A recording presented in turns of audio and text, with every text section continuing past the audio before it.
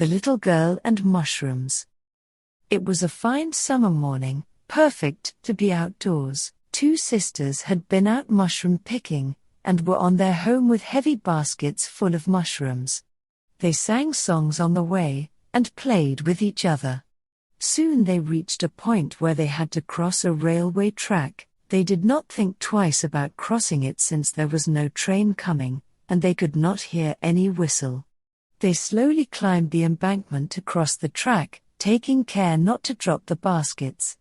They were very near the track and the little sister was about to cross it, when they heard the distinct horn of a train.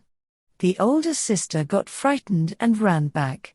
She thought that the young one was following her. She turned back and was shocked to see her little sister still crossing the track. "Come back here, run back fast," she screamed. It seemed that the little girl could not hear her sister.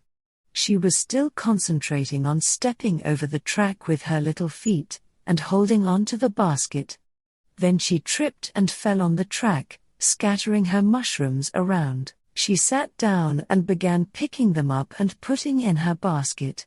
In the meanwhile, the elder sister had become hysteric. She cried and screamed, calling her little sister to leave the mushrooms and run back, but it seemed as though the little one could not hear her. The engine driver panicked on seeing the girl and blew his whistle with all his might, but she appeared not to hear the whistle.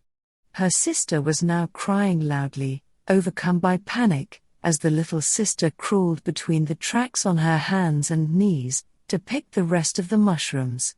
The engine driver was helpless as it was not possible for him to stop the engine suddenly. He blew the whistle as hard as he could, but the engine rolled over the little girl. The older sister clasped her face with her trembling hands and cried bitterly. The passengers too panicked at the thought of the sight they would have to witness. The guard ran down to the end of the train to see what happened to the little girl.